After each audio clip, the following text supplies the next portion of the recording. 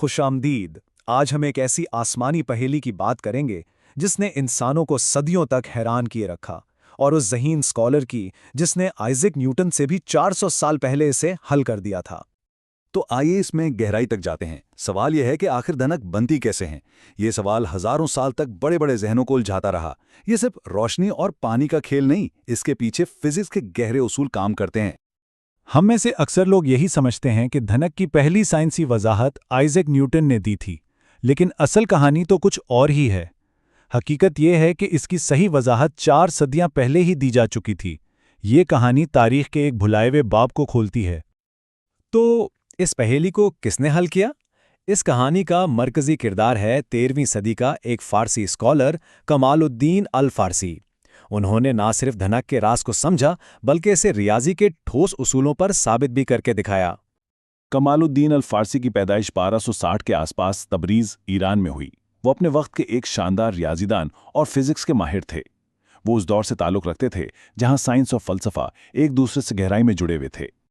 देखें, अल-फारिसी का काम सिर्फ एक नई दरियाफ्त नहीं था, ये असल में फिक्री हिम्मत की एक ज़बरदस्त मिसाल थी। उन्होंने अपने दौर के सबसे बड़े साइंसी जहनों में से एक के नज़रिए को चैलेंज करने की जुर्रत की। यहाँ दो अजीम जहनों का टकराव देखने को मिलता है। एक तरफ थे अपने वक्त के अजीम तरीन साइंसदान इब्न लाहितम, जिनका नज़रिया था कि रोशनी पूरे बादल से टकराकर मुनाकिस होती है। लेकिन दूसरी तरफ अल-फारसी थे, एक नए इनकलाबी ख्याल के साथ कि रोशनी पूरे बादल से नहीं, बल्कि बारिश के हर एक नन्हे कतरे से अलग अलग इंटरैक्ट करती है। ये सोच में एक बहुत बड़ी तब्दीली थी। तो अल-फाराबीसी ने इसे रियाजियाती तौर पर साबित कैसे किया? उन्होंने वजाहत की कि रोशनी की शुआ बारिश के कतरे में दाखिल होते वक्त मुड़ती है। ये हुआ पहला रिफ्रैक्शन। फिर ये कतरे की अंदरूनी सतह से टकराकर वापस आती है, यानी रिफ्लेक्शन। और आखिर में कतरे से बाहर निकलते वक्त एक बार फिर मुड़ती है। 2 रिफ्रैक्शन और 1 रिफ्लेक्शन। यही वो मॉडल है जो आज भी इस्तेमाल होता है। लेकिन अल-फारसी सिर्फ थ्योरी पर नहीं रुके। अपने नज़रिए को साबित करने के लिए उन्होंने एक शफ़ाफ शीशे का गोला लिया, उसे पानी से भरा और उसे बारिश के एक बड़े कतरे के मॉडल के तौर पर इस्तेमाल किया।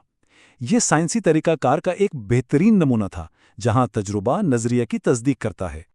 धनक की शक्ल का मसला तो हल हो गया, लेकिन एक अहम सवाल अभी बाकी था, और वो था रंगों का।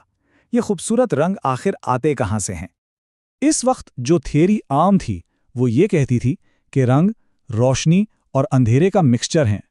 लेकिन अल-फारसी ने अपने तजर्बात से देखा कि ये बात दुरुस्त नहीं है। उन्होंने एक नया नज़रिया पेश किया कि रंग दरअसल रोशनी के मुख्तलिफ अकास के एक दूसरे पर पड़ने से बनते हैं। उनके अपने अल्फाज में वो इसे कुछ यूं बयान करते हैं कि जब अक्स एक दूसरे में घुल मिल जाते हैं तो रोशनी तेज होकर चमकदार पीला रंग बनाती है, फिर ये मध्यम होकर गहरा और गहरा सुर्ख हो जाता है। ये रंगों की बनावट के बारे में एक बिल्कुल नया और तजुर्बाती नज़रिया था। अब यहाँ एक छोटी सी बहस है। कुछ लोगों का ख्याल है कि ये नज़रिया उनके उस्ताद कुतुबुद्दीन अल-शिराज़ी का था, लेकिन जो जदीद तहकीक है वो मजबूत दलाइल के साथ ये बताती है कि धनक और रंगों का ये इनकलाबी नज़रिया खुद अल-फरासी की ही इख्तिरा थी। रोशनी और रंगों की दुनिया से निकलकर अब हम अल-फारसी की जहानत के एक बिल्कुल अलग पहलू को देखते हैं, नंबर थ्योरी का तजरीदी और दिलचस्प मैदान।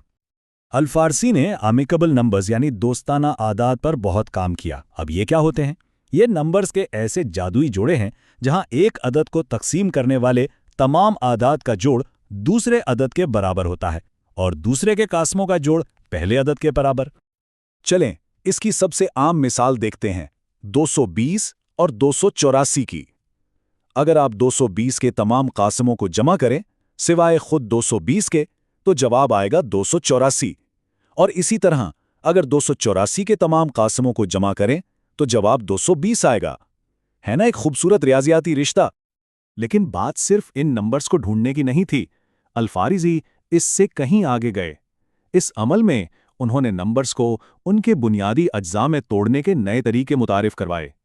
दरहकीकत उन्होंने इस बुनियादी असूल की बुनियाद रखी जिसे हम फंडामेंटल थ्योरम ऑफ अरिथमेटिक कहते हैं। साबित बिन क़रा के एक पुराने फॉर्मूले को इस्तेमाल करते हुए अल-फारसी ने एक बहुत ही ज़्यादा पेचीदा दोस्ताना जोड़ा साबित किया। इस जोड़े का पहला नंबर था 17,296 और उसका साथी नंबर था 18,416। 18,416۔ اس دور کے حساب سے اس جوڑے کو ثابت کرنا ایک ناقابل یقین کارنامہ تھا جس کے لیے بہت گہرے حساب کتاب کی ضرورت تھی۔ اس دریافت کی اصل اہمیت کو پوری طرح سمجھنے کے لیے ہمیں اسے تاریخ کے پرسپیکٹو میں دیکھنا ہوگا۔ دیکھیں، الفارسی نے یہ جوڑا 1310 کے قریب ثابت کیا۔ پھر وقت آگے بڑھتا ہے، تقریباً 450 سال گزر جاتے ہیں، اور پھر تاریخ کے سب سے بڑے ریاضی دانوں میں سے ایک لیونہارڈ آئلر بالکل یہی جوڑا دوبارہ دریافت کرتے ہیں۔ الفارسی اپنے وقت سے 4.5 صدیاں آگے تھے۔ اور ان کا کام یہی نہیں رکتا، انہوں نے ریاضی کے کچھ بنیادی ترین اصولوں کو ثابت کرنے کی پہلی کوشش کی، اور ایسے مسائل پر کام کیا جنہیں حل کرنے میں ریاضی دانوں کو صدیاں لگ گئیں۔ انہوں نے اعداد کی مختلف اقسام کے درمیان گہرے اور پوشیدہ تعلقات بھی دریافت کیے۔ تو دھنک کی فزکس سے لے کر نمبر تھیوری کے گہرے رازوں تک کمال الدین الفارسی کا کام واقعی صدیوں آگے کا تھا۔ وہ ایک حقیقی ویژنری تھے۔ اور یہی بات ہمیں ایک سوال پر چھوڑ جاتی ہے، تاریخ کے پنوں میں سائنس کے اور کتنے ایسے گمنام ہیرو چھپے ہوئے ہیں جن کی کہانیوں کا سامنے آنا ابھی باقی ہے؟